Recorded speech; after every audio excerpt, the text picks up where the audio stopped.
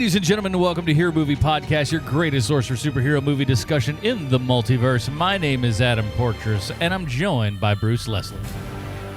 I'm a prickly pear, and you don't want to know what glows when I focus my cheek. No, you do not, boy. Oh, we are here today, and unfortunately, Mr. Sean Keenan is busy at work. Or at least that's what he tells us he is. And we'll cover a little bit of that as the show goes on, I believe. But in his stead, we'll have... Oh, wait, nobody. So it's just me and Bruce today. I'd like to have people on pins and needles for a second going, who's the guest star? Oh, no one. Okay, well, fair enough then. And, you know, he doesn't like us talking about it, and I don't want to jinx it, but I just want to share that there's a chance he could be cast in the reboot of the Charmin commercial as Mr. Whipple. Oh, let me tell you, fingers crossed, send out your good vibes. And for those of you under the age of 30... Good luck figuring that one out, but don't squeeze the Charmin. Not too tough, at least. Not too tough. But today, even though we are sans one Sean Keenan, we are not sans our thrill for adventure, because we have waded through many a Marvel Netflix superhero run. We got 2 seasons of Daredevil. We got 1 season of Jessica Jones, 1 season of Luke Cage, and 1 season, some people may say too many, of Iron Fist. And now we got a half a season of Defenders. There's half a season of Defenders, which, you know, we got 8 episodes worth of it. So was it a smart move bringing it down, as we've suggested oftentimes these guys might want to do with this, or could we have had more? Well, I'll tell you what, we're only going to give you half the story today. You'll have to wait for the Paul Harvey bit for a little while later. Again with the old man jokes here that none of the kids are going to understand. Come on, man. You know, everybody gets on their iPod and listens to the greatest hits of the rest of the story. It's terrible. But we'll be covering, Bruce and I will be covering the first 4 episodes of Marvel's The Defenders this week. Man, this is one that I know most people have really kind of binged the whole darn thing. But if you have not, fear not. We're only covering the first 4 here. And if you'd like to email us and tell us your thoughts about the whole entire series, hearmoviepodcast@gmail.com. And then we'll read those on the air, and when we do the second half. So how about that? How's that for a nice little awesome, rejoinder right there, huh? We get a little bit of a back and forth with our people, and it makes the world go round. Does that work? Yeah, something like that. And just for people interested, I checked, and there is indeed a Paul Harvey podcast. Really? Yeah. Oh, I might have to subscribe to that bad boy. Why is that not a surprise that of all things you would just go, I think Paul Harvey would be where my wheelhouse would lie. I grew up on Mr. Harvey. And that, kids, is the rest of the... Hey, I could get out of the booth. Okay, so with that, we always have to go down to our good friends over at the iTunes who drop us a 5-star review, a.k.a. Humdinger. Humdinger. And we've got another one here for you today. 5 stars. It's from someone named Megadiddle. Maybe they're a Rush Limbaugh fan. Maybe they're just... I don't want to hear where the diddle part comes from, but that's something we always said in news that was just a funny thing for something. A funny word for something that's very not funny. Gotcha. But it's entitled, get this, Bruce, I Love You. Oh. And it reads as follows. I am a dedicated podcast listener. For reference, I know I'm subscribed to 12 podcasts that I keep up with weekly. You can say I've always got plenty of new content to listen to, but when I'm stuck in a dark day, I've been known to ignore every notification saying I have new episodes to listen to because recently I only want to listen to you guys. I first discovered you via Preacher Podcast because the show was one I was highly anticipating, so I knew I would want a podcast companion to listen to as I watched. I searched iTunes, and you were the first I found. That's some good SEO, Bruce. Yeah. I keep telling people, it's like, Preacher Podcast, how unoriginal. And it's the first thing they find, suckers. Yep. I've been listening from the first appendix, and I listen every week as far as Hero Movie Podcast. I've been going back and listening to old episodes, and immediately brightens my mood. You're hilarious, witty, and full of knowledge when it comes to the movies that I love, and even the ones I've never heard of that you make me want to see. So thank you. I'm new to the comic universe, but I fell in love with the MCU after the first Iron Man and Edward Norton's Hulk. So in recent years, I've been diving into the comic source material of all my favorite characters. I rely on you to point me in the right direction, so your guidance is greatly appreciated. Long story short, I love both podcasts and think you should never stop doing what you're doing. Hashtag Sean on AMC. Thanks, Megan. Then that's for Megan. Megan, thank you so much, man, for writing that 5-star enthusiastic humdinger. Hey, that's what they're all about, humdinger. There you go. Close enough. That was your cue. But if you'd like to do that, man, we really appreciate that. It just kind of gets more people out there looking at all the nerdy stuff that we do. And, I always tell people it's value for value. If you find something out there that you like, let other people know about it. And the people that also help us out, go over to patreon.com/HMP and join the fun over there. They get the pre-show here, our post-show, all this other kind of stuff. And occasionally, if we can do it, like a bonus show or something of that nature. And I'll tell you this, I haven't talked to Bruce about this, but I think he's going to be okay with it. Anyone who comes to Patreon, who comes to Dragon Con, which we'll be at, we'll talk about that towards the end of the show, you will get front row access to our programs. That I promise you. Oh, wow. Are you going to be okay with that? Is that fine with you? Sure. How do I do that? I don't know. Listen, you're going to have the frontest of front rows. Oh, okay. You may be on a negative row if you count it up like that. I never even thought of it that way. I'm on negative row 3. It's like Bob Uecker, man. Turn this place around. I'm in the front row. No kidding. All right, so let's get into it, everybody. Here is the trailer for Marvel's The Defenders. The thing about war is it only works if both sides believe they're the good guys. The truth is, we're not so different. We fight to get back what was once ours.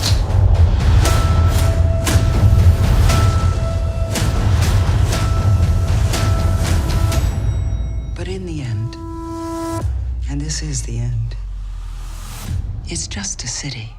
You'll get used to watching them fall.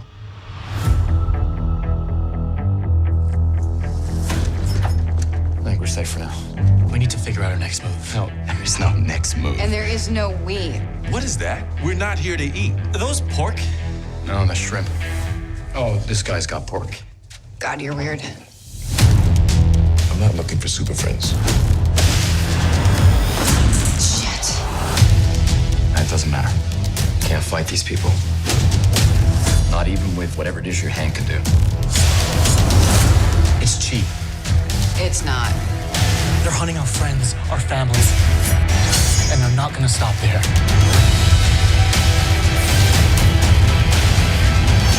More death is coming. And the only thing keeping Manhattan from crumbling to a pile of dust is the four of you. The war for New York, it's over. Not yet.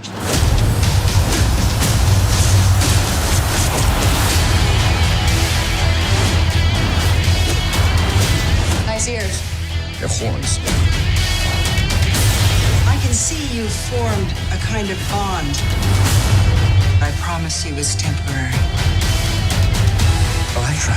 They will disappoint you. Jessica. Like it or not, we belong out there together.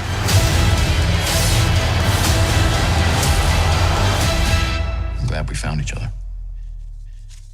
I'm not hugging you.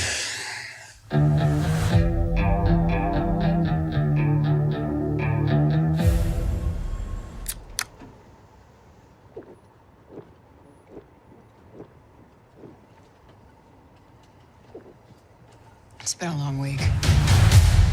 All right, that was the trailer for The Defenders. We're first 4 episodes this week. Well, we've got to, hold on. I've got it here. Don't worry, kids. What? I've got it. Hold on. Oh, Have you got it? I've got it. Here we are. It's time for Bruce's comic book connection. Oh, I was I was afraid for a second. Bruce, what do we got for the comic book connection this week, sir? I was worried you might have been having a stroke for just a minute there. It's only mini strokes, that's all. Well, the Defenders were introduced into the Marvel Universe by Roy Thomas in 1971. And since their inception, they have been depicted as what you would call a non-team, a collection of lone wolves who don't necessarily work well with others. The original lineup was Doctor Strange, the Hulk, Namor, and Silver Surfer. And I would dare say that's a slightly different lineup than the one that Netflix is giving us. Yeah. But the heart of the Defenders concept is that it's an accumulation of folks who don't really know how to be a team, and they must learn to do so. Now, just like other teams in comic books, the Defenders lineup changed over time. Patsy Walker, a.k.a. Trish Walker, a.k.a. Hellcat, was a part of the team for a while, along with her husband, Son of Satan. Luke Cage has also had a stint or two with the team. But the Defenders' first challenge was to protect Earth from an invasion of Lovecraftian beings, which establishes from the get-go that we can expect this team's stories to be darker than those of the Avengers. Now, Roy Thomas had a little bit of trouble getting the Silver Surfer on the team because Stan Lee wanted to be the only person who wrote any of Silver Surfer's stories.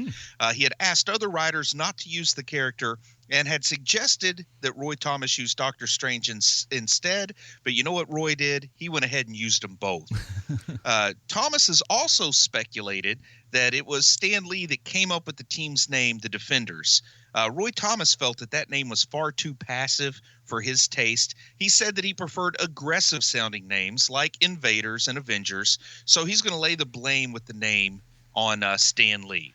Now, as of issue number 125, the Defenders changed their name to the New Defenders because they went back to having none of the original four members of the team. They were all forced to leave, Doctor Strange and company. And there was this alien prophecy that said those four characters operating as a group would be responsible for destroying the world. So they were disbanded, and Hank McCoy, the Beast, reformed the team as an official superhero team complete with government clearance. That team had members like Gargoyle, Moondragon, and Valkyrie, all characters that kids love to have on their lunchbox these days, right? Of course. Now, editorial ordered that half of that team be killed off so that the other half could join X Factor, but you can't keep a good team down. So the original Defenders reunited in 1990, followed by the Secret Defenders and one team put together by the Red Hulk that was called the Offenders. There was even a team called the Last Defenders, but their name was a lie because they were followed by the Fearless Defenders, as well as a recent new series timed to conspicuously coincide with the Netflix show that has a team consisting of Daredevil, Luke Cage, Iron Fist, and Jessica Jones. One thing that can be learned from the team's comic book history is that something always needs defending. Yeah, it's really conspicuous that whole particular team comes out at this particular time. But I'm sure they'll tell us that no, this has been in the works for quite some time, Launched before about, this thing. 6 to 8 weeks ago, written by Brian Michael Bendis. Actually, a pretty good comic. Oh well, there you go. Listen, when you got the stalwart of Bendis coming in there, you know the guy can write 58 books a month. So and they're all pretty darn good. So yeah, I don't got a problem with that. Not at all, man. Not at all. But I do like the idea. You know, the Defenders are the misfits, the oddballs kind of put together, Island of Misfit Toys style. And I think they do kind of a good job capturing that, even though they don't have, any of the traditional Defenders members in this series. And no Charlie in a box. Yeah. I guess before we get into the details, though, I don't know what – I guess they had their reasons for really being married to calling this the Defenders, but would you have been opposed if they just called it Heroes for Hire? Well, I mean, not particularly, but my guess is, and this could be, well out of left field or something, I think they want to keep Heroes for Hire for maybe a strictly Luke Cage Iron Fist ordeal. I would hope. Yeah. And who knows, man? You know, this stuff gets focus grouped and put through 60 million panels, and they go to malls and have people fill out questionnaires. And maybe the idea of just the name Heroes for Hire, people expect them to be like mercenaries that get hired. They can't just use it as a title to treat comic book fans. They feel like they have to be literal with it, and they can be a little more literal with the Defenders.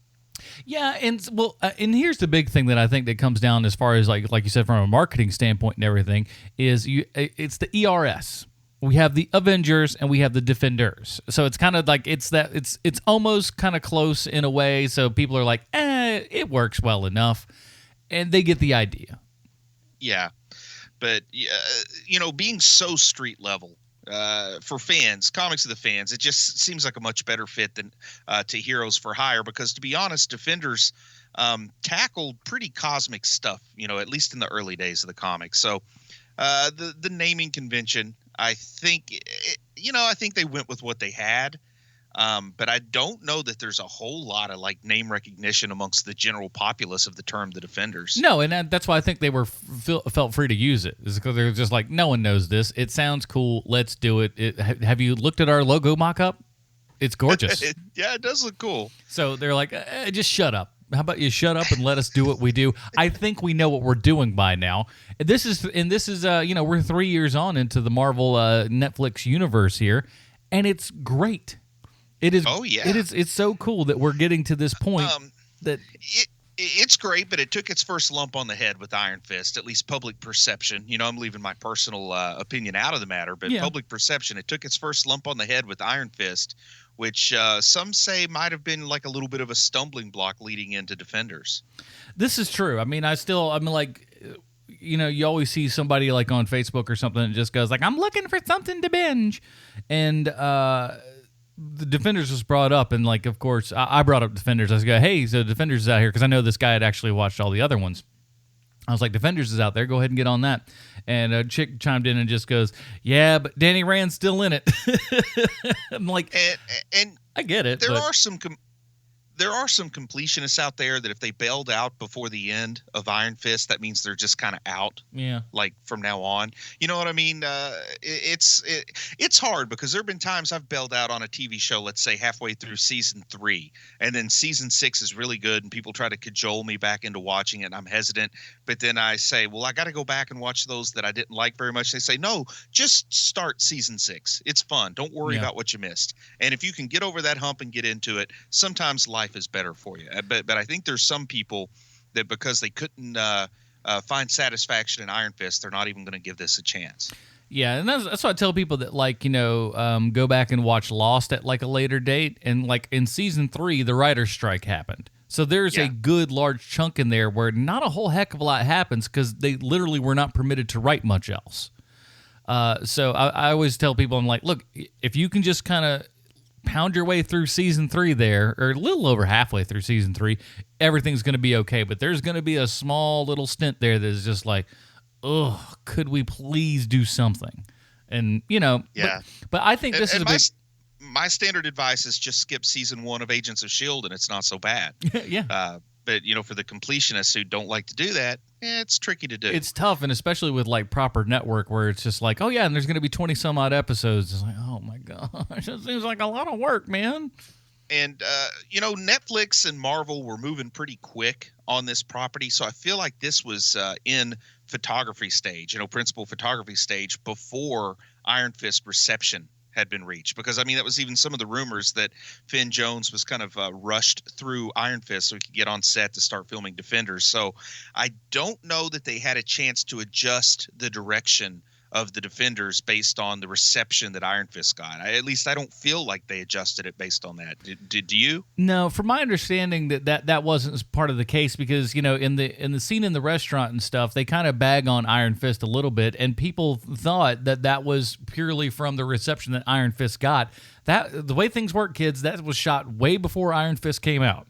But I will say this: I think that one of the big differences is, no matter what kind of how much they rushed him through that, and it may have been the people that were working on it as well, but as far as a martial arts standpoint goes, he stepped up big time.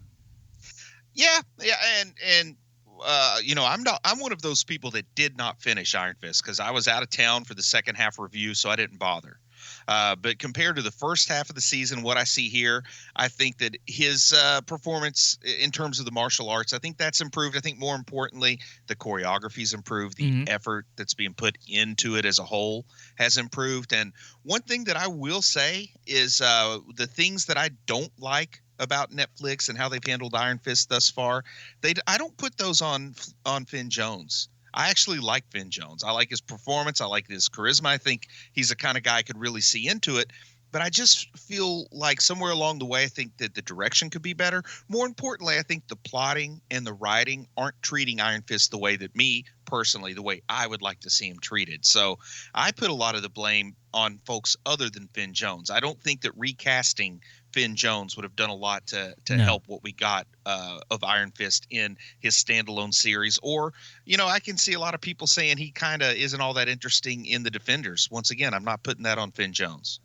I think he does fine. I think he's starting to grow a little bit more, and I think you're right. I wouldn't necessarily place this upon him. Of all the characters that are in this, the toughest sell is Iron Fist, because Iron Fist has the most wild and wacky, crazy adventure to get to, from where he came from to superhero in New York City. Yeah. So it's a little tougher. And I was surprised to see that Defenders opens on Iron Fist. The first scene that we get in this new series that's been awaited ever since the first season of Daredevil was released.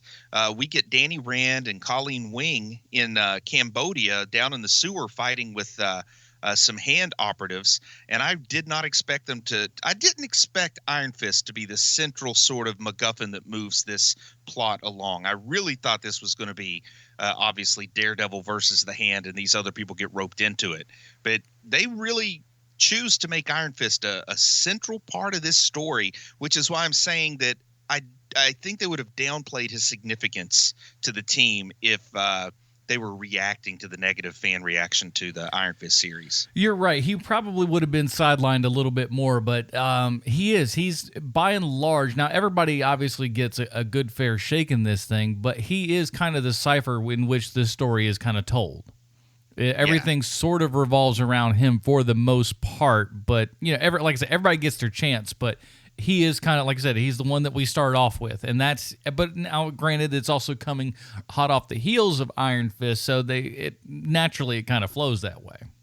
And when they're fighting down there in the sewer, and the deadly lady shows up, are we supposed to be able to tell that that's Elektra, or is that supposed to be a reveal later on? Like, I felt like they didn't show it enough that I was comfortable saying this is Elektra here, but knowing, the story, knowing the behind the scenes, the casting, I knew this was Elektra, but I didn't know, is this something shrouded in shadows, or is this supposed to be obviously Elektra? How did you feel about that? I don't know. I mean, I think I knew, but you're right. I think I may be on that same page of, maybe I know too much.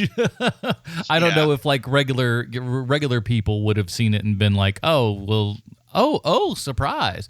I mean, we've all been to those movies where it's something that we all thought that everyone in the audience knows, and then when the big reveal comes, and then you hear people like gasping, like, oh, I can't believe it. And you're like, you can't believe it? Are you kidding me? They've been telegraphing this thing for the last 45 minutes. Yeah, like at the end of that one movie I told you about, when somebody said, "Oh my goodness, what's Kevin Costner doing here?" when Bruce Willis appeared. Yeah, exactly.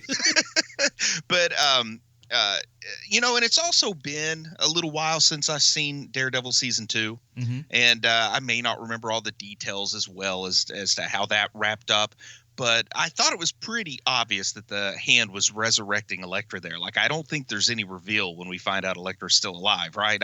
I feel like we might have even seen her eyes open, like in the last frame or something. But, I mean, there was no question she's been resurrected, right? You knew something was going down, for sure.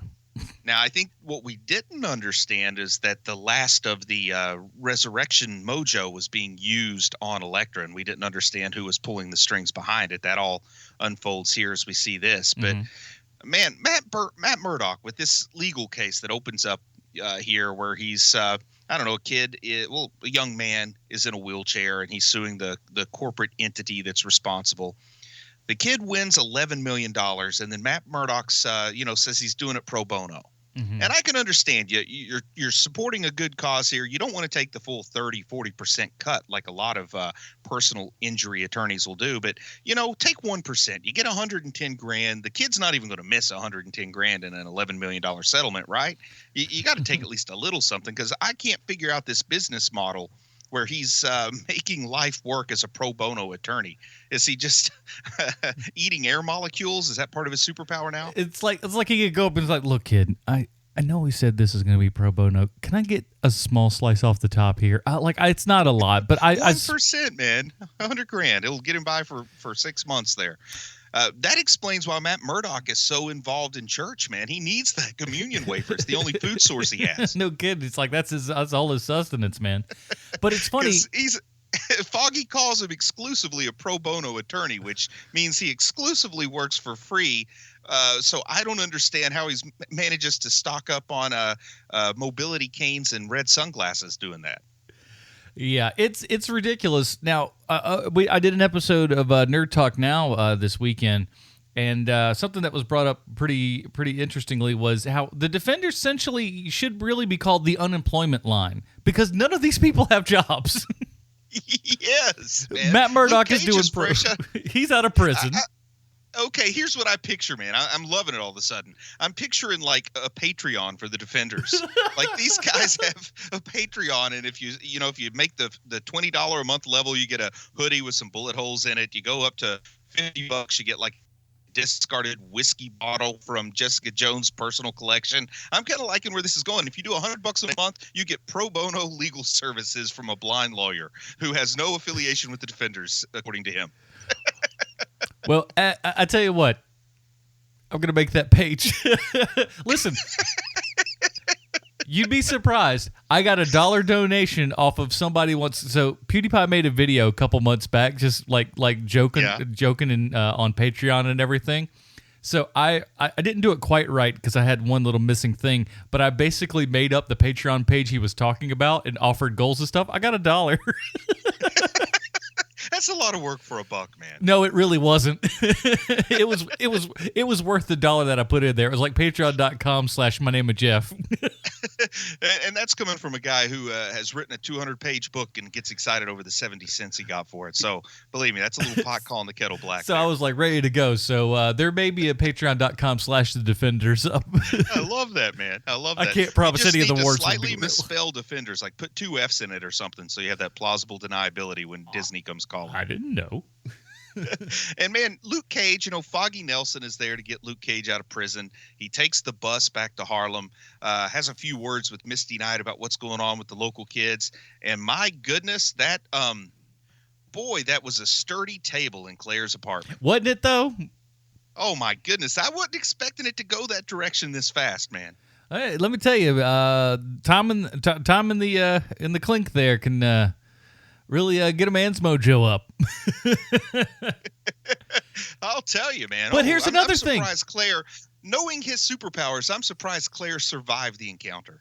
That's true. And honestly, like after what we saw with Jessica Jones, it's amazing that Claire still can, walk.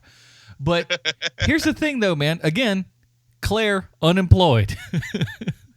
I would have loved it too if they go straight from that amorous romantic scene on the table, cut scene directly to a courtroom with Claire in a wheelchair and Matt Murdock suing Luke Cage for $11 million. What have you done to my client? And then we also meet Sigourney Weaver, which I didn't know what to make of this character. I mean, other than the fact that she's obviously evil. She's hanging out with Madame Gal. We find out right off the bat that she's dying soon because every major organ is failing.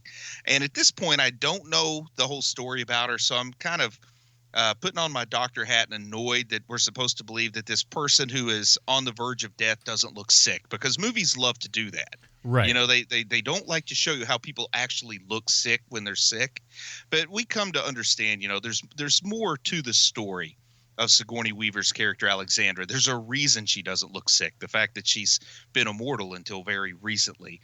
And the first episode kind of ends. Jessica Jones has been asked, she's been asked to help this woman find her husband who's missing, an architect. And Jessica Jones doesn't want to do it. She's still kind of like, I don't know, still traumatized by everything that went down in the Jessica Jones series. Trish is really trying to help her get back on her feet. She's still drinking a lot. The former, the recovered heroin addict who's her friend is trying to push her into getting back to work. And she is really pretty close to rock bottom.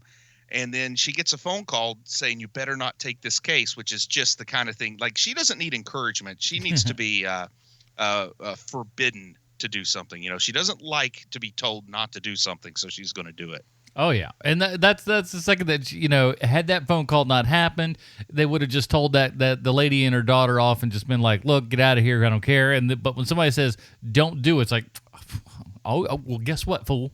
It's on now. Yeah. And then, she goes and finds out, gets a tip from her friend who understands sort of the places where people hang out when they don't want to be found from his days as a junkie.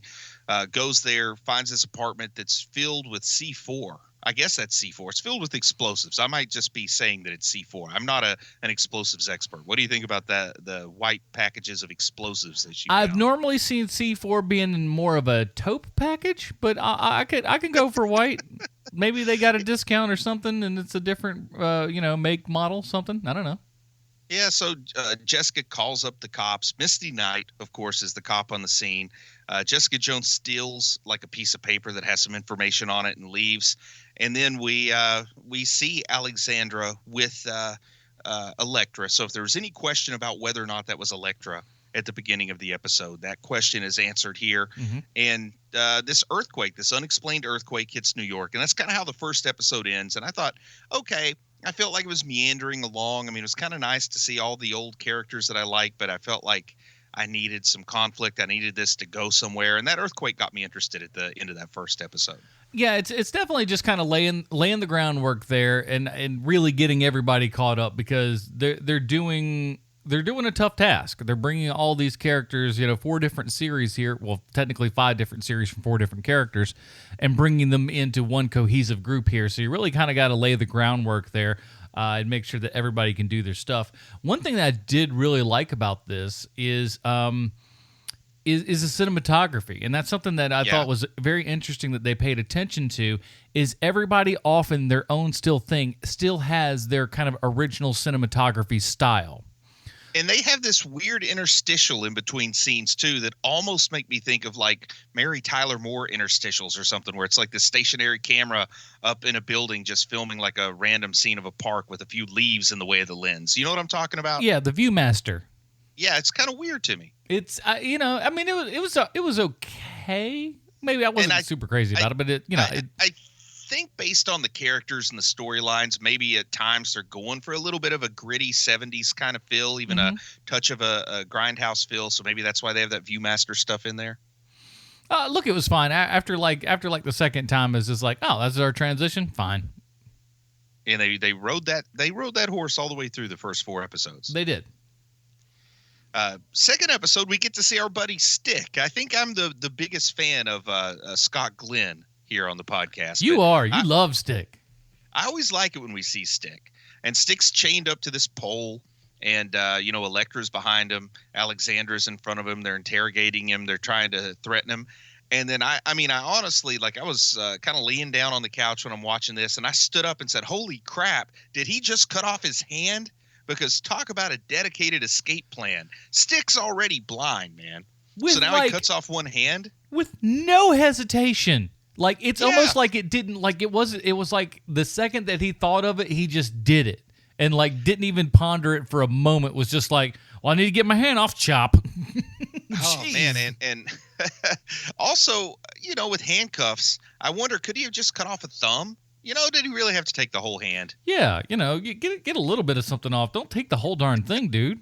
Sometimes you might need to pick both nostrils at once. Yeah, hey, don't we know it? And it's easier to go two-handed than to try the peace sign. I know that from experience. The peace sign. Oh, man. But the architect that Jessica Jones is trying to find, he shows up and shoots himself in her office, which, just adds a whole nother level of what the heck's going on here to Jessica. And then Elektra shows up. And, of course, Jessica Jones has no idea who Elektra is because she hasn't seen season 2 of Daredevil. So it's kind of fun seeing how people react to that. She didn't have a proper TV for it. Yeah. And Jessica gets hauled off to the jailhouse, and Matt Murdock, pro bono attorney at large, shows up to try and help her out. And she doesn't seem all that interested. He just comes up, excuse me, I need to do some more work for free, please. Well, I guess they kind of explained it because now Foggy is working for Hogarth, and Hogarth has a vested interest in Jessica. Mm-hmm. So she kind of got Foggy to send Matt, but I'd liked it better if Foggy showed up. By the way, I don't like Foggy's haircut. I like shaggier looking Foggy. I like the less professional Foggy Nelson. I'm all for Foggy getting a haircut. You're pro haircut? I'm pro haircut because the first 2 seasons I'm just like, come on, man, this haircut got to go. I'm like, he shaped it up a little bit. Maybe by Daredevil season 3, it'll shaped up a little bit more and just kind of get on the track to good employment. So you're working at Hogarth. Get it together, man. The kind of pudgy guy with the long hair always reminded me of the keyboard player from Kid Video, so I liked it. Kid Video, my gosh, the old man reference week. But episode 2. Other than Stick cutting his hand off, which also I thought, wow, that's quite literal that he's leaving this stronghold of the hand and his hand is just like laying there on the floor. I hear you need another hand. I'll see myself out. He doesn't even get a hook, man. He just goes around with a bloody stump for the rest of the series. Yeah, that's kind of a bummer. I wanted to see some sort of grabber stick, just kind of shove that in there, grindhouse style, and just kind of start grabbing Pepsi cans off the. I would have been all for it, man. I would have been all for it. Or even just like the hook and go around with the running gags that he's always poking holes in things because he's not used to his hook. Wasn't there some movie that did that? I'm sure there was. Oh, no, that was Arrested Development. When what's his name had the hook hand. That's what I'm thinking There's water beds everywhere. Yeah. Now, episode 3. And I've already said earlier that I don't remember all the details from the end of Daredevil season 2. Mm-hmm. But when you've only got 8 episodes, I don't know that they need this prolonged rehash of the Black Sky. Because episode 3 opens up and they kind of retell us what happened to Elektra. At the end of Daredevil, we saw that the hand had her body and put it in that sarcophagus and started pouring fluid in it. But we have to kind of watch all that happen again. And I feel like they're already trimming this show down. So it seems odd that they're throwing something kind of redundant in there. I think it's fine. I mean, like, to me, and I always hearken people back to this. The old Stan Lee, every comic is somebody's first comic. People may not have watched any of this stuff before, and so I feel like you got to give them some sort of context. So for things like that, I don't know that I even forgive. I'd like to say I almost welcome it in a way. Because I have to try to erase my mind. Let's say I haven't read the comics and I didn't see any of Daredevil season 2. Why would I even care about Elektra? You know what I mean? So maybe this is here to let me get some understanding and to maybe help me understand the dynamic between her and Matt that's going to come along a little bit later in the show. But I was just wondering how you felt about rehashing something when we're already, kind of limited on how much story we're getting. It works for me because I'll be honest, and like you said, I mean, it's been some time since Daredevil season 2, so it doesn't hurt that we get a little bit more info here, and I like it. And I think I might have skipped over this, man. I think episode 2, the title was Hard Right Hook. I think so. And that's when we got to see Danny unleash. Well, we got the first meeting between Danny and Luke, which, had me squealing like a schoolgirl because I've been waiting for this meeting. Mm-hmm. And in classic comic book sort of cliche style, the first time any two heroes meet, they have to fight. Well, that's just movie style too, even. Yeah. And Danny hits him with the old Iron Fist, and I love just the way it sends like this sonic wave. It kind of reminded me of when Thor brought that hammer down on Captain America's shield in the Avengers, the shock wave that goes through the air, and you get that look in Luke, that look in Luke Cage's eyes, like he didn't realize anybody could do this to him now that he was Bulletproof Man, And it was so great because, like, what that is not only is that just like the representation for that, it's also the representation for everything that's kind of going on, showing you, hey, here again, it's all storytelling. Here's what these people's powers are. Here's what they do. Here's how they can go up against these other people and how those people react. So especially with those two guys, when you're playing off of each other and what they're doing, it makes a whole lot of sense. You learn what everyone can do, what everyone's limitations are, and everything. And it's a great storytelling device, in my opinion. Is it cliche and overused? Perhaps. Is there a reason why it is? Of course. And at the bottom line, it's fun and it's cool. Mm-hmm. And regardless of how cliche something is, how much of a trope it is, how big of a plot hole it may introduce, the rule of cool goes a long way. So if it's cool, people will put up with it. Yeah. In fact, they will expect it. But I do like it because, now that Luke Cage has been clocked, Claire, being the nurse, is taking care of him and asks him what happened. And he says he was hit by some guy calling himself the Immortal Iron Fist. And she rolls her eyes. She's like, "Oh, skinny little white kid? Yeah, I know him.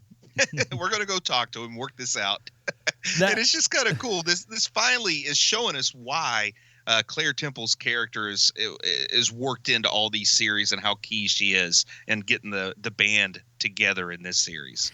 Yeah, I mean, she really is the linchpin for everything, and it's the look on her face when he just goes, some skinny little white kid. She was just like, "Oh, Jesus, I know who this is."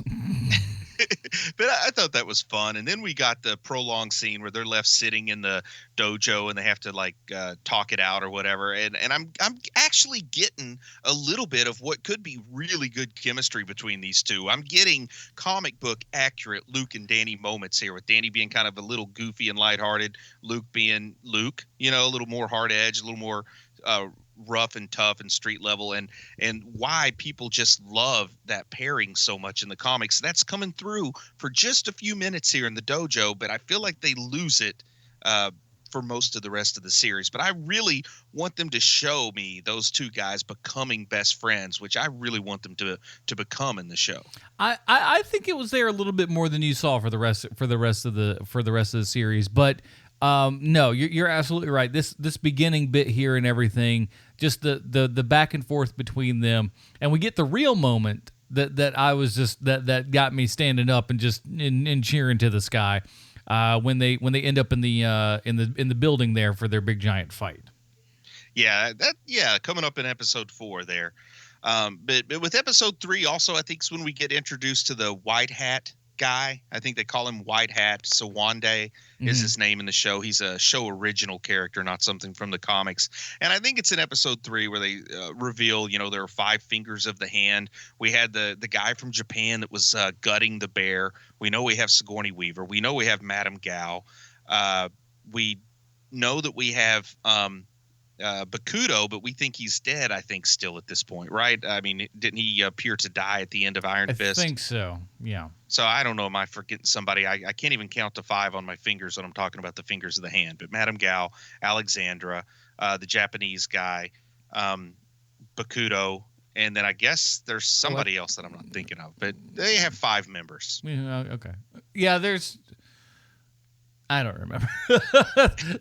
5 is too big of a number for me. I'm not very bright. Yeah, it's like I can think of 4 of them real clearly, but I'm struggling to remember who the 5th one is. Who's that 5th? Pete Best. Yeah, that's it.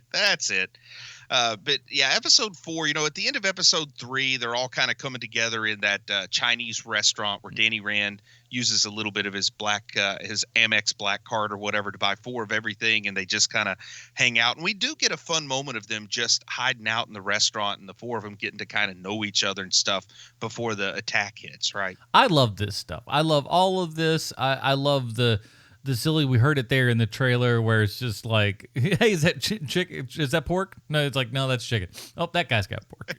I just love those stupid little bits there. I love Matt's look, I'm keeping this thing on my head. I don't want any of this going down. It's very important for him not to, be involved in any of this if he can.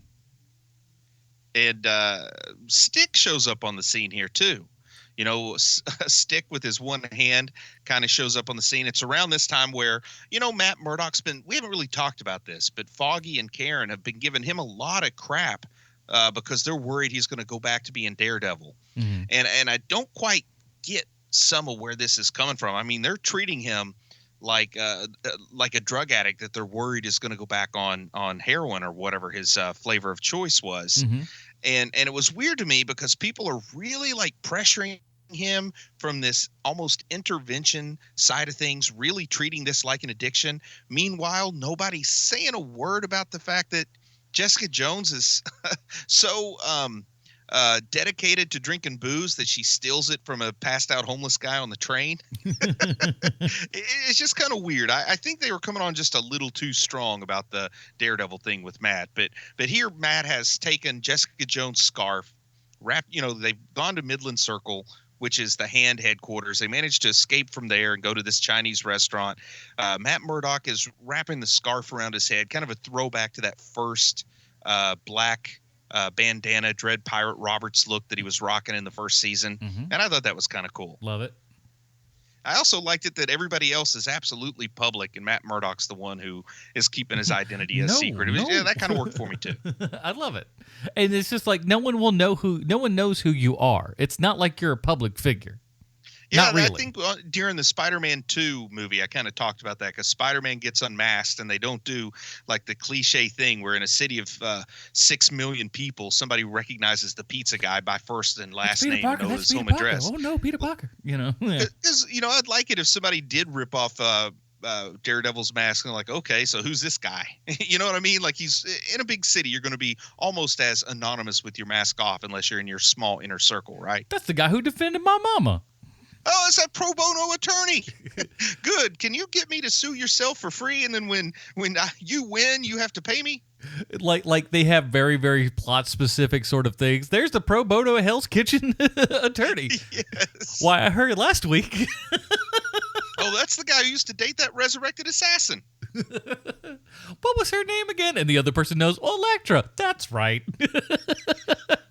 But yeah, it's here in episode 4, the last one that we're covering, when the fifth finger of the hand shows up, and it's Bakuto, who, everybody thought was dead. I don't know, man. Bakuto wasn't like a big jaw dropper to me. Whether it was Bakuto or just an anonymous fifth finger of the hand, it would have weighed about the same on me. Yeah.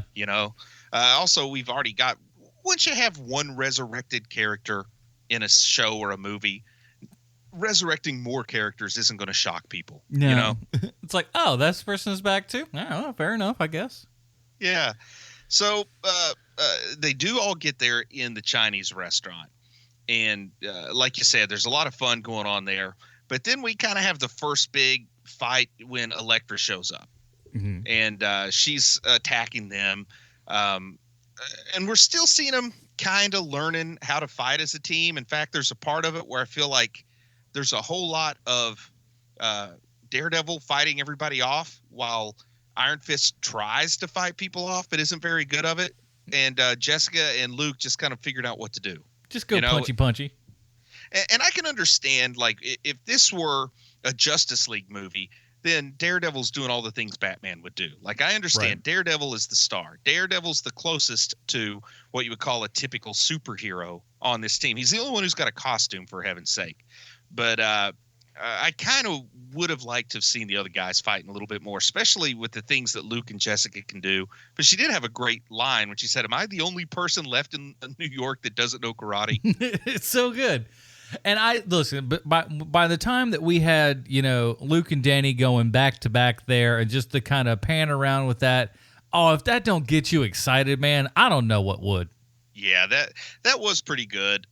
Something that continues to bug me, and it's just me dragging more comic book baggage along with me when I watch this, and I try not to do that, and I try to tell other people not to do it, but I can't help it because Iron Fist, he's got his Iron Fist power, mm-hmm. but even without that, he's still one of the two greatest martial arts in the martial artists in the Marvel universe.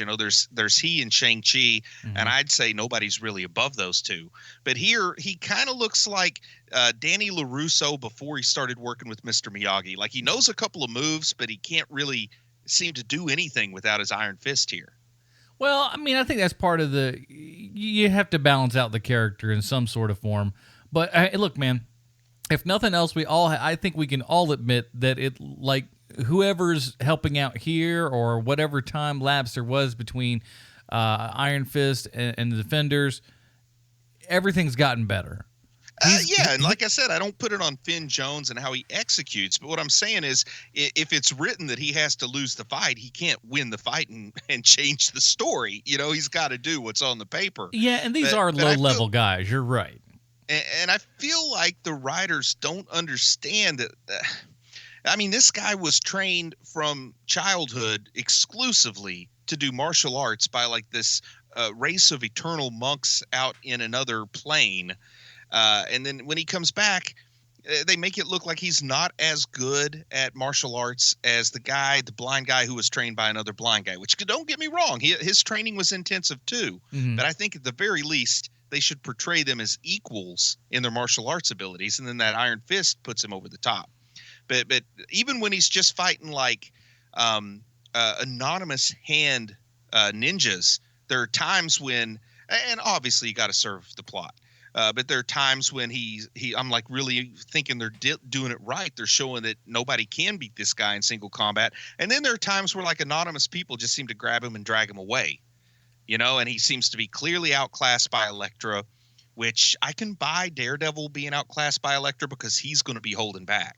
But Iron Fist being totally outclassed by her kind of bugged me a little bit.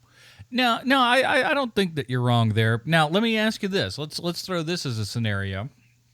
Because, like it or not, kids, there'll be an Iron Fist season 2. This much I can promise you. What if Iron Fist season 2, we kind of see him do more of his, just kind of, for lack of a better term, focus everything together, and then become the more kind of wrecking ball, if you will, for everything that he's doing further on, and just it almost becomes kind of like a, oh, is this what we're doing? Kind of breathless sort of fight, if you will. Yeah. Yeah, I'd like to see that, man. I'd like to see, where he's almost joking Spider-Man style, just kind of whooping dudes left and right. I'd like to see a throwback to kind of, 80s, some of the schlockier 80s martial arts movies, where you've got the totally unlikely American who was trained in Japan, like the American ninja movies that Keenan put out and stuff. I want to see him just outclassing everybody, and you have to kind of cheat or have supernatural power or do something underhanded to get one up on him. Like, I want to see the Danny Rand that I know from the comics, and it doesn't have to be identical to that, but the idea is if Aquaman is in a movie and he's not the best at talking to fish in that movie. Like, if somebody can talk to fish better than Aquaman can, I'm going to get pissed off because he's got one thing, So they put Danny Rand in a movie and he's like the 4th or 5th best karate guy in the movie or in the TV show. It just gets under my skin because that's his thing. Karate guy. That's what's on his business card. Danny Rand, billionaire karate guy. It's all one word, billionaire karate guy. Billionaire karate guy. Is that hyphenated? Yeah, but anyway, a lot of what I don't like, I just want to reiterate it, for the 3rd, 4th time. What I don't like about Iron Fist is more how the story's treating him. I'm not trying to dump on Finn Jones. No, that's fine. Look, I mean, I think I have my beefs probably aren't quite as thick as yours, but I get where you're coming from, and I don't think that's a wrong idea or a thought, And also for me personally, I think that I think they're all cast at various levels of good. Some people don't like Finn Jones. That doesn't bother me. But my favorite, Kristen Ritter as Jessica Jones, out of the standalone seasons that we've gotten, 2 seasons of Daredevil, we've got Luke Cage, we've got Iron Fist, we got Jessica Jones. Jessica Jones has been my favorite season out of all those. Mm-hmm. So she's the character that I'm probably missing the most and most excited to see. And I feel like they're having a little bit of a hard time getting her to fit into the dynamic.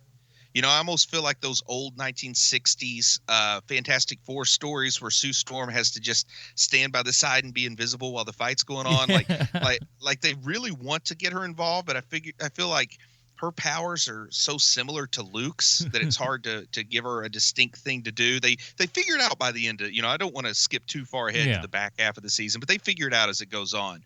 But in some of these first fights, I think even Jessica herself is trying to figure out her place in this team. Yeah. Sue, go over there and stand in the corner. Just turn invisible. We got this. Yeah. There's a lot of that going on. Yeah, Stan Lee said women should be seen and not heard unless you're Sue Storm. Then you should be neither. Then you just get over in the corner and shut your mouth, pretty lady. By the way, don't nobody want to look at you. but I love stories in comics. You get fewer of them in movies and TV than you get in comics, but I love stories of getting the team together. Yeah. Like that movement, that first story arc, anytime you're getting the team together, I love that. And that's what this first 4 episodes is dedicated to. I don't think they do it perfectly, but I'm having fun seeing all the pieces come together. And like you said, when they all end up showing up at the same place at the same time there in Midland Circle, I'm really ready for this season of Defenders to kick into high gear from this point forward. So I guess we'll have to wait till we review the back end to see how well they keep this enthusiasm going. But I'm getting in a pretty good spot here when we have all 4 of them together. Yeah, at this point, I'm pretty excited. Yeah. And I don't know what it was. I did not expect it to scratch that nostalgia itch as much as it did when I saw Matt Murdock throw the scarf back around his head and go back to those early episodes of season 1. But something about it was just so satisfying to me. And at least it gave a plot reason for Jessica Jones to be running around in fights with that massive scarf, because that is not just a scarf, man. She has a massive scarf wrapped around her neck. It's so good, though. And honestly, you're right. I mean, the great throwback to something that, like, on paper should not work as well as it did. But, man, it works so well in that first season. And I you do love, and I'll say this, the Daredevil costume at this point, we're not there in this season yet, but whatever. It's about as good as I want it to be. There's only like 1 or 2 little things maybe, but for the most part, I really like the way the mask looks now. I didn't like the kind of like, there's a couple designs on like kind of near the forehead that I didn't like in the other season stuff, but this is about as close as you can get. Yeah.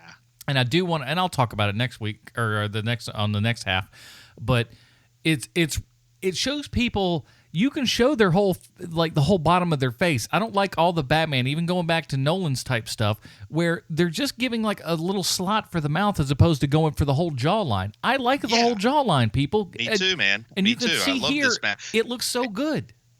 And I like what some people might even consider flaws of the suit. I like it that, okay, we need the neck to move. Guess what? We're just going to use some black cotton cloth. You know what? We don't need to get all fancy like they did in The Dark Knight and have this swivel neck piece that's rigid. Just put it on there. We can go with it. It makes sense. It's practical. Doesn't matter if it's not the same color as the rest of the costume. Yeah, it works well enough for me. And like I said, it also gives his ears, open rein enough to where they could probably hear a whole heck of a lot better than they could behind some sort of, big rubber dealie.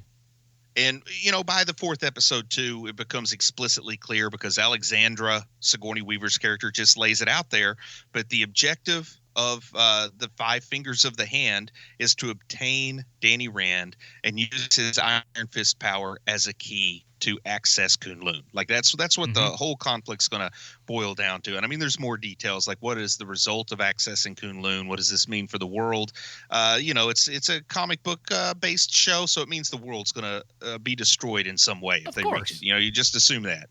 But I didn't expect going into this. I thought this was going to be a more personal battle between Matt Murdock and the Hand, and that the other guys were going to get pulled in because New York was at stake and it was going to spill over into the other neighborhoods. But I didn't see this being a Danny Rand centered plot until I started watching it. And frankly, I liked it. It made sense, and it's like with the flow of how all of these series are going, it kind of makes sense for it to be that way, And with the Avengers movies, you don't necessarily expect to see Jane Foster, Natalie Portman's character, when you see an Avengers movie. Right. You're kind of plus minus. Is Pepper Potts going to show up? Are we going to see Peggy Carter or not? You don't expect those same supporting characters to all be there when they have the big team up. Mm-hmm. But I got to take my hat off that I'm glad they brought in Colleen Wing and Misty Knight. In addition, we knew Claire was going to be there. They brought in Trish Walker. I mean, this has a really big cast of not just the principals, but also the key supporting characters. And I think that was a strong move that all too often they say, you know what, we got the budget for the stars. We can't bring back the level 2 guys. But they bring them all here with the exception, of course, of Punisher. Yeah, bring them all in, man. Well, he's off doing some other stuff, and we'll talk about him too. And when we talk about the back half of the season, maybe he could have fit into this story because you know what, I would have liked him to show up for part of one episode at the very least, just because I like the character. Well, this is very much true coming out of the save of the day. All right, so Sean Keenan's not here, and it makes you sad. I get it. It makes me sad, too. Bruce, does it make you sad? Crying right now. Good. But do you think that that's going to stop us from having some sort of Stallone connection? I hope it does. No, it does not, Bruce, because I have a prepared statement. Well, let's hear it, man. Tell me, how does this major Netflix event series relate to wonderful Sylvester Stallone? Thank you, Bruce. I have a prepared statement. Sean Keenan is an international man of mystery.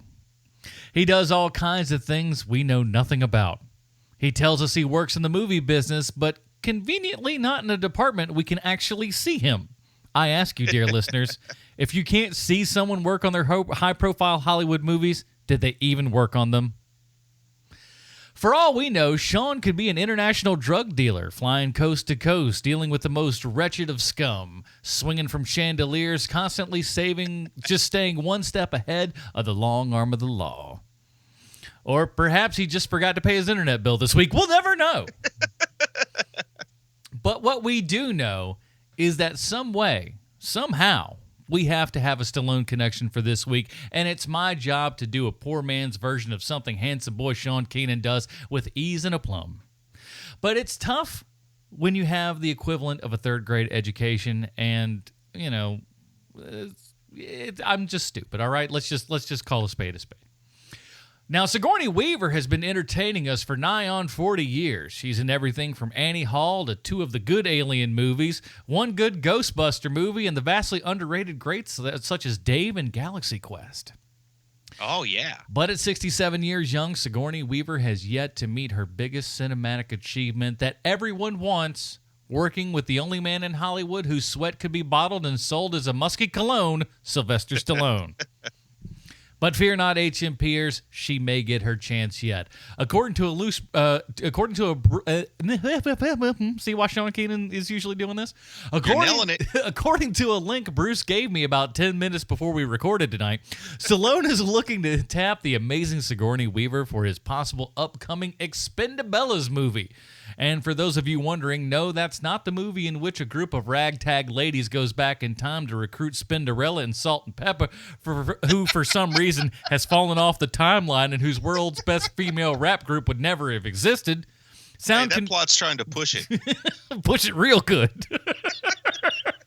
Sound confusing and convoluted? It should. I made it up 10 minutes before the show, and I had to find some sort of funny thing to say. So sorry it's not as good as Sean with all this crap. But whether or not it happened, I would love to see Sigourney Weaver boss around a lot of other tough-looking ladies making things happen. But with her being the female Stallone, she's got if such a glorious thing could ever happen, right? Yeah. She needs to start hitting the HGH in the weight room now. Because the Italian Stallion won't want anyone in his movies that can't bench at least a 76 Buick Skylark. I think she could get back into Ripley shape. She better be Ripleying all over the place. There you have it, HMPers. This week's Stallone connection. Now, Night Nurse, let's wrap this bad boy up and pray to the dear Lord above for the return of our precious boy, Sean Keenan. Oh, man, you know, I like to hold my review or my rating until we review the second half. So I'll save it for that. But I am going to say 4 episodes into the show, I didn't realize at that point it was only 8 episodes. I thought I was still getting into a 13-episode series. And I also got to say that I wasn't feeling blown away after those first 4 episodes. Really? So we'll just have to see how it plays. I mean, the interest was there to keep going. You know, I watched more than the minimum 4, but also I thought I was going to have to dig through 13. But I wasn't blown away at the end of 4. I was finally I was almost saying it's about time instead of, ooh, this is getting good. You follow me there? So I wasn't blown away with the first 4. We'll have to see how I feel once I've completed the season. I was kind of the opposite. I was just like, I was raring to go. We're in the midst of everything. We're pushing along, and I'm digging everything that's going. And it's like I can't wait to keep on going with this. You're making all of my dreams come true, Marvel. So but we'll figure out the full rating for this when we finish the second half. And when we do that, keep an eye out. So it won't be coming next week because next week, Bruce, we've got something a little special here. They did a short one-night cinematic event, and it's come out on it's on video on demand right now. I think it's coming out on Blu-ray and stuff very awful soon. Batman meets Harley Quinn. Let me tell you, kids, if there's any time where we're showing some animated Batman stuff and Kevin Conroy is back as the voice of Batman, you've got Adam Portrais on board all day, all night. Me too. So we'll be covering that next week, so check it on out. In the meantime, Bruce, where can we find more of your work on the internet this week, sir? I'm always plugging my stuff on Amazon. I've got 3 books that are available as ebooks and paperbacks. 2 of them are audiobooks. The third one should be an audiobook. It's headed to retail, should be available within a matter of days. But, of course, that is Dragon in the Needles, The Lump Adventures Book 1. Its sequel, Dragon and Gallus, The Lump Adventures Book 2. And, of course, you can't forget the standalone awesomeness that is Chubby Wizard, Wrath of the Manticore. And just a little inside baseball here. I'm about 11,000 words into the first draft of the first official hero movie podcast novel to be named. Boy, get yourselves ready, kids. It's gonna be good. Now, for those of you that have been at patreon.com/HMP, you've actually heard long bits of seeds for this thing, man. And boy, oh boy, those cats will tell you, man, we're in for an adventure with this bad boy. I wrote the Constantine chapter this afternoon. Oh my gosh, that's so good. It's so good. All right. So, and of course, our other podcast, Preacher Podcast at preacherpodcast.com. Speaking of Preacher Podcast, we're going to be doing a live Preacher Podcast at Dragon Con on Sunday, September 3rd at 11:30 a.m. Check us out, man. If you go to facebook.com/preacherpodcast, it'll be up there for all the kind of details and whatnot. I know we're going to see at least 4 or 5 of our people there. If you're coming, let us know, man. We'd love to meet you. We'd love to sit you up there in the front row and look at your beautiful faces. And just, make me not sad that more than, 2 people show up, but I think there will be. And we can't speak for the other members of the crew, but Adam and I are not charging for photos, so feel free to take pictures with us if you really feel bad for us. Yeah, it's like an Italian wedding. You just hand us an envelope. I love that. Just make that happen. So more details on that will be coming in not too awful long. We can arrange the dollar dance. Ooh, and not too shabby. And I'm gonna be doing a whole bunch of stuff there at Dragon Con. I'm doing something Friday, Saturday, and our Preacher podcast on Sunday and stuff. So come and see me, man. I'm gonna be doing some stuff. And of course, the other podcast, The Film Find, thefilmfind.com. This week, we're actually reviewing. Now, he says he worked on it. We'll wait and see the credits.